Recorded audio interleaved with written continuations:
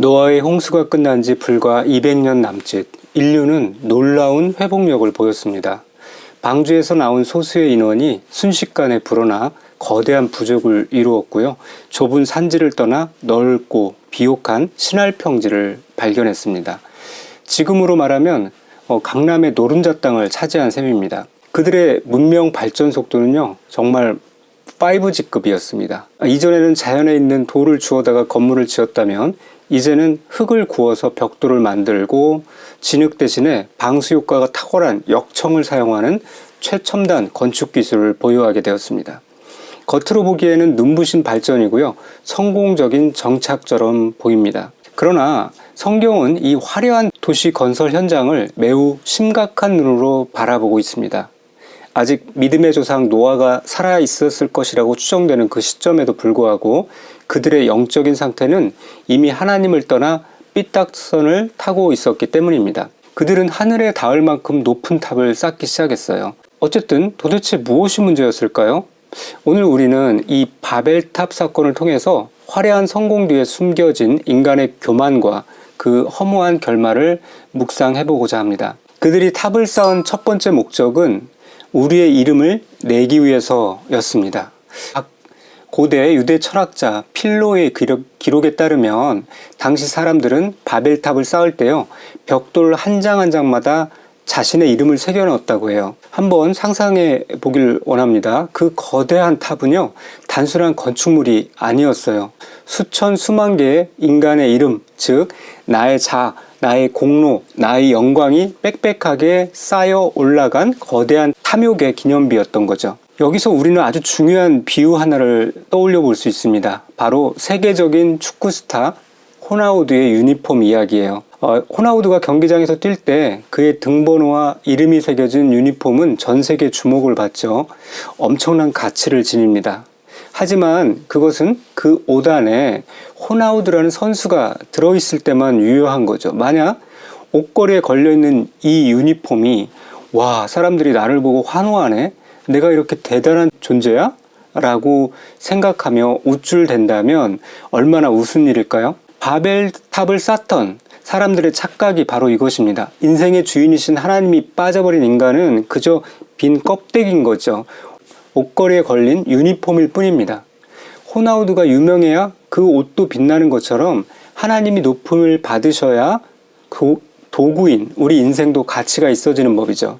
하지만 그들은 주인을 밀어내고 오신 주제에 스스로 영광을 받으려고 했어요. 하나님 없이도 우리는 위대할 수 있다.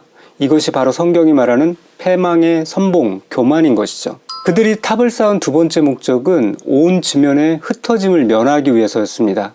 자, 얼핏 들으면 우리끼리 똘똘 뭉쳐서 잘 살아보자는 좋은 취지인 것 같죠. 하지만 이것은 하나님의 명령에 대한 정면 도전이었습니다. 하나님은 노아와 그 아들들에게 복을 주시며 분명히 말씀하셨죠. 생육하고 번성하여 땅에 충만하라. 이 말은 즉 흩어져라 라는 거거든요. 하나님의 뜻은 고여있는 것이 아니라 흘러가는 것이었어요. 온 땅에 흩어져서 하나님의 통치를 확장하는 것이 인류의 사명이었습니다. 그러나 바벨탑의 사람들은 하나님의 뜻보다 자신들의 안전을 더 신뢰했어요. 흩어지면 죽는다. 우리끼리 뭉쳐야 산다.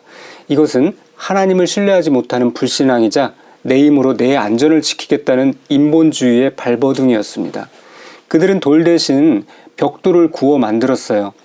돌은 하나님이 만드신 자연의 재료지만 벽돌은 인간이 규격화해 찍어낸 인공의 재료입니다. 그들은 하나님이 주신 자연스러운 삶의 방식을 거부하고 인간이 만든 규격과 시스템 속에 자신들을 가두려 했습니다.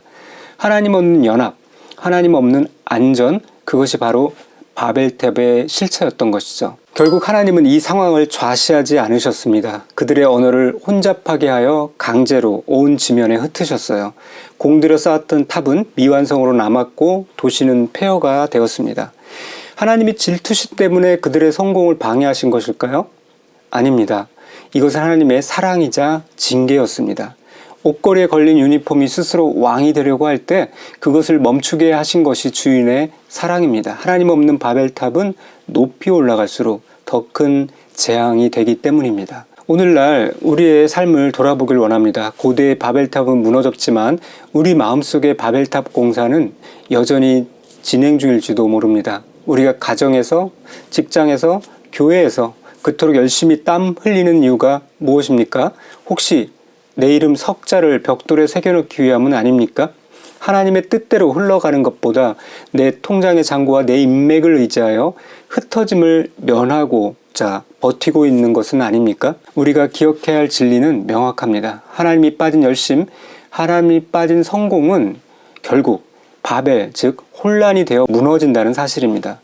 우리가 쏟아부은 그 엄청난 시간과 노력들이 어느 날 아침 물거품처럼 사라질 수 있습니다. 결론을 맺습니다. 우리 인생은 내 이름을 높이기 위해 발버둥 치는 시간이 아닙니다. 내 안에 계신 예수 그리스도의 이름을 높이는 시간입니다.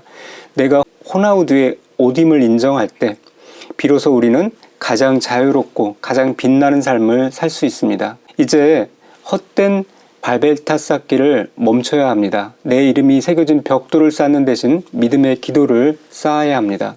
나의 안전을 위해 성을 쌓는 대신 하나님의 말씀에 순종하여 세상 속으로 흩어지는 용기를 내야 합니다. 화려하지만 결국 무너질 탑을 쌓는 인생이 아니라 보이지 않지만 영원히 남을 믿음을 쌓아가는 지혜로운 건축가가 되기를 소망합니다. 우리가 만든 삶의 결과물들이 오직 주님께 영광이 되는, 주님께만 영광이 되는 진짜 성공한 인생이 되기를 소망합니다.